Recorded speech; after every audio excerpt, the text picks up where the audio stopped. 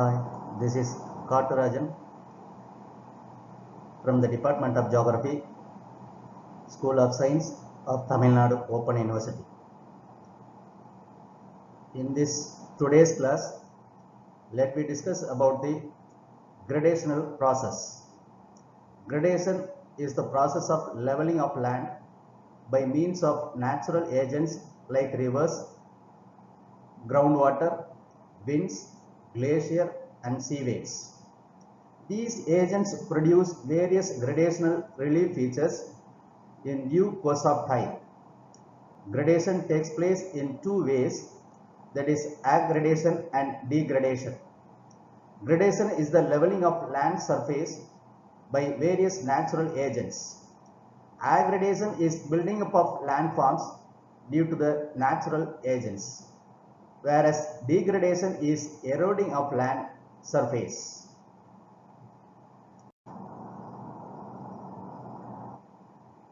So these gradational process mainly due to weathering and erosion, then followed by mass wasting and depositional features. Deposition, the process of deposition. Weathering, erosion, mass wasting and depositional process occurs at near the earth's surface and produce changes to the landscape that influence surface topography and landform development.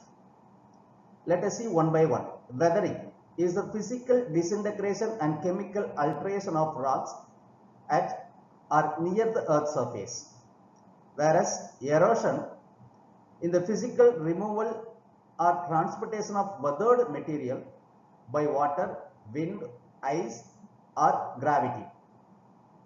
Mass wasting is the transfer or movement of rocks or soil downslope primarily by gravity.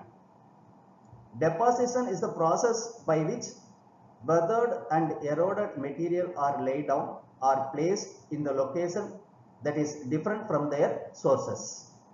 These processes are very important to the rock cycle because over the geological time, weathering, erosion and mass wasting transform solid rocks into sediments and soil that results in the redeposition of material forming weathered rocks. Now let us see one by one. First we can go for weathering. What do you mean by weathering? Weathering is a disintegration and decomposition of rocks. Generally we can call it like this. At the same time, there are different types of weathering: mechanical weathering, chemical weathering and biological weathering. Mechanical weathering is the physical disintegration and reduction in the size of the rocks without changing their chemical composition. For example, exfoliation, frost wedging, salt wedging, temperature changes and abrasion. Whereas chemical weathering decomposes, dissolves, alters or weakens the rock through the chemical process to form residual materials. For example, carbonation, hydration, hydrolysis, oxidation and solution. Biological weathering is in the disintegration and decay of rocks and minerals caused by chemical or physical agents of organism. For example, organic activity from the lichen and algae, rock disintegration by plants or root growth, burrowing and tunneling organisms and acid secretions.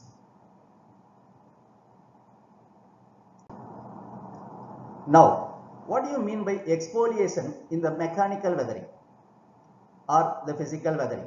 Exfoliation is a mechanical weathering process whereby pressure in a rock is released along the parallel alignments near the surface of the bedrock, and the layers or slabs of the rock along this alignment break off from the bedrock and move downhill by gravity.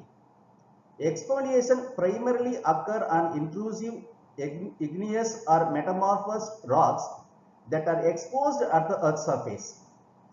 Exfoliation can occur both very slowly or very rapidly as a form of mass wasting. Large rocks are characterized by exfoliation are commonly referred to as exfoliation domes. Now what you are seeing in these areas. See this. The Table Rock Mountains in South Carolina and Enchanted Rock in Texas are both examples for exfoliation rocks. Now what you are seeing in this slide. The another important things in the mechanical weathering is frost wedging or frost action. The frost action in a mechanical weathering process caused by the freeze-thaw action. When water percolates into the cracks in the rock during the night time, due to cold, it becomes solid. Then during the daytime, due to the temperature, it's becoming liquid. These kind of two actions makes the rocks into break into pieces. When water freezes, it expands and applies pressure to the surrounding rock, forcing the rock to accommodate the expansion of ice. The process gradually weakens the cracks and breaks the rock through repetitive freeze and thaw weathering cycles. Frost wedging generally produces angular blocks and talus materials. Talus is a term used to describe weathered rock fragments deposited at the base of the hill, slope or mountain. The next processing of mechanical weathering is salt wedging. The salt is another way of breaking down of rock. Salt water gets into rocks. When it evaporates, salt crystals are left and their growth is what breaks down the rocks. Root wedging, the another one. The root wedging is when plants grow in fracture of rocks, eventually breaking the whole rock as the plant grows. An example can be a plant of small as a moss getting into tiny grass in a rocks. Burrowing animals. The animals such as rabbits and badgers all contribute when they dig above ground and little by little the rock crumbles.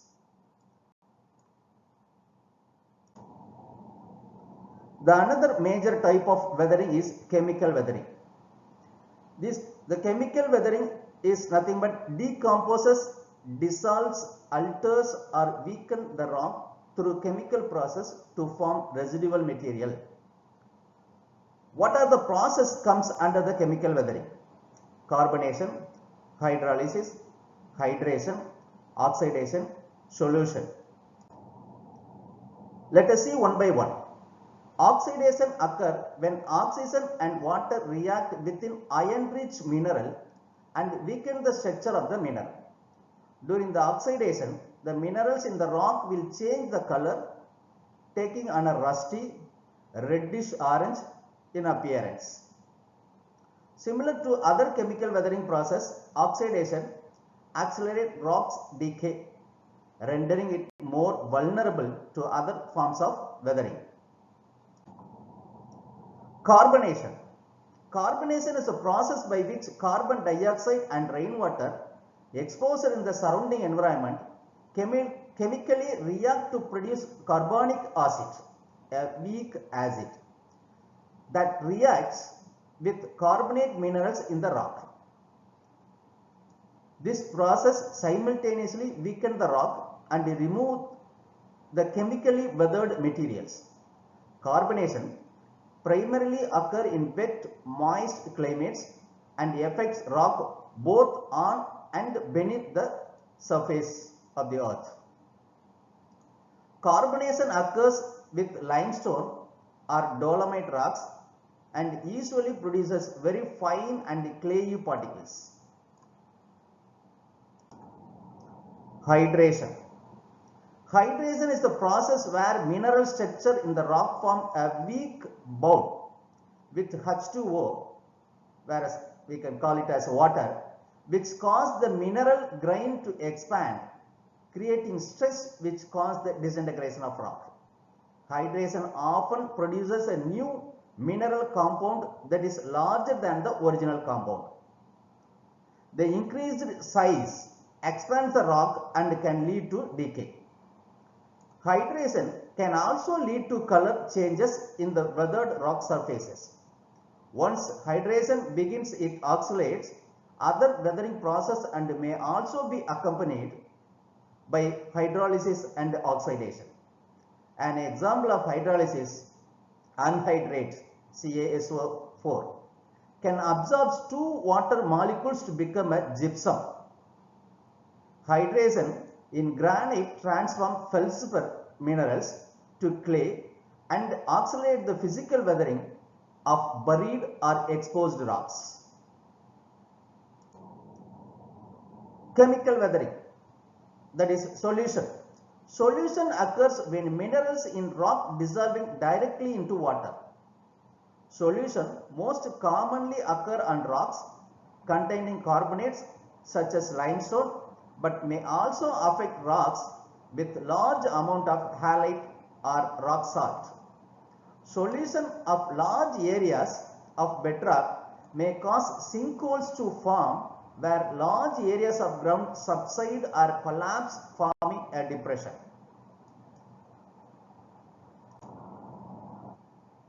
The next type of weathering is biological weathering. The biological weathering is a disintegration or decay of rocks or minerals caused by chemical or physical agents of organism. The organic activity from lichen and algae, rock disintegration by plant growth, burrowing and tunneling organism, secretion of acids. Lichen, algae and decaying of plants. Now just see the pictures how it look like. The organisms such as lichens and algae often live on bare rocks and extract mineral from the rock by ion exchange mechanism. This biochemical weathering process leaches minerals from the rock, causing to weaken and break down the rock. The decaying of plant minerals can also produce acidic component which dissolves the exposed rock. The presence of organism growing, expanding or moving across the surface of the rock also exert a small amount of abrasion and pressure that gradually cause mechanical weathering of rock as the organism extract various minerals. Plant roots. This is the most common form of biological weathering is when plant roots penetrate into the cracks and crevices of rocks and cause the rock to split or break into smaller particles through mechanical weathering. Although this process is gradual, it can be fairly effective at breaking apart rocks that may already have pre-existing weakness such as fracture, fault and joints. Organism activity. The burrowing, tunneling and acid secreting organisms are another form of biological weathering that chemically or mechanically contribute for the process of weathering. Some animals may burrow or tunnel into rock or cracks in the rock and cause the rock to break down or disintegrate. Small animals, worms, termites and other insects often contribute to this form of biological weathering. Some organisms such as snails, barnacles and limpets attach themselves to rock and secrete acid, the acids that chemically dissolve the rock surface. Moss wasting. Beyond the weathering, another major process called moss wasting. Moss wasting is a rapid form of erosion that works primarily under the influence of gravity in combination with other erosional agents. The weathered rock materials are moved down through the erosional agents or through the gradational agents of gradations due to the gravity. When it comes totally falls in the ground or slopes down, then it's called mass wasting. Mass wasting occurs very quickly and can result in either small or large scale changes to the landscape depending upon the type of event. Rock falls, landslides, debris, mud flows and creeks. Example of mass wasting. Let us see one by one.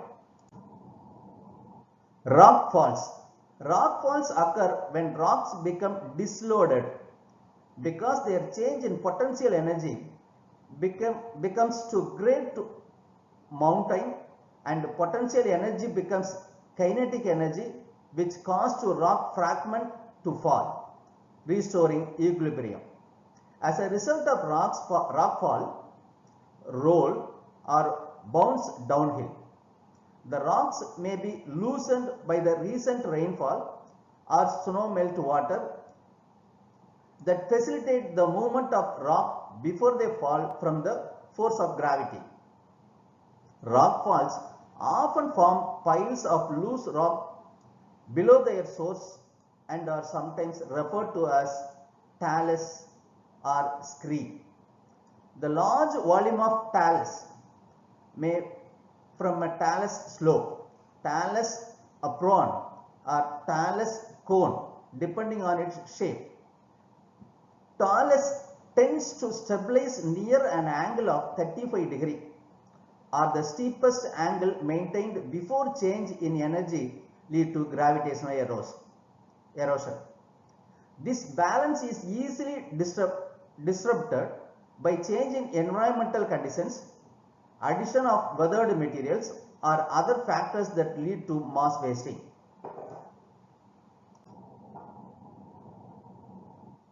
Another one is landslide.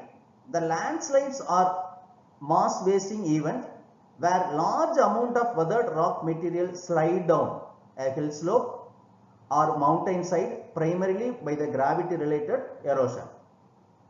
Landslides occur very quickly and move with incredible speed and destruction, often removing or covering everything in their path. Nearly all landslides are triggered by an earthquake or lubricant agents such as rainfall, snowfall, ice melt, water event. During the intensive rainfall, soil and weathered rock material become unstable and loosened from the saturated condition that separate the individual grains and other materials fragments. These increased fluid pressure coupled with loosened materials succumbs to gravity related erosion and weathered materials plunge downhill as a powerful landslide. Landslides are natural hazard that can cause serious damage to the people and other obstacles in their path.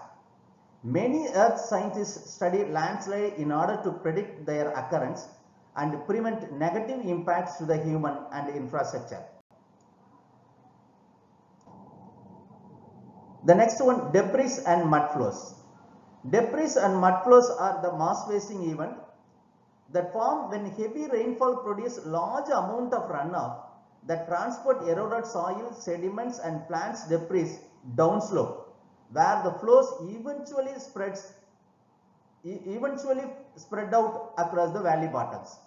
Sometimes debris and mud flows follow existing drainage path and other times they curve out new path and they flow downhill. Debris and mud flows can carry particles of a range of size from clay to large debris and boulders. However, debris flows consist primarily of coarse grained material and mud flow consists primarily fine grained material. The consistency of debris or mud flow is representative of thick muddy sludge carrying rocks, twigs, branches, trees and other available debris on their own path. Debris flows are natural hazard that pose a threat to the community in their path. Creep. Creep is the slowest mass wasting process and involves a very gradual downhill movement of the soil, bedrock and weathered rock fragments. Usually, the entire slope is slowly creeping downhill as a complete unit. Creep process occurs to some degree on nearly every hill slope because of gravity. Creep is evident by bent or extended tree trunks that are adjusting to the slow movement of the soil, regolith and weathered material they are rooted into. Freeze and thaw cycles, the freeze-thaw cycle and saturated condition may accelerate creep process, but usually only for short time of period. The solifluction is a certain form of creep where frozen tundra soil, thawed and gravity flow are sacked downslope. Let us recap. In this class, we have studied what is weathering, what are the gradational process, in that what is weathering, what are the types of weathering called mechanical, chemical and biological weathering, along with rockfalls, landslides, debris and mud flows, creep. So these are the major process we have studied in this class as agents of gradation, as a gradational process. In the next class, we will discuss what are the agents of gradation, how they modifies the land sculpture. Thank you.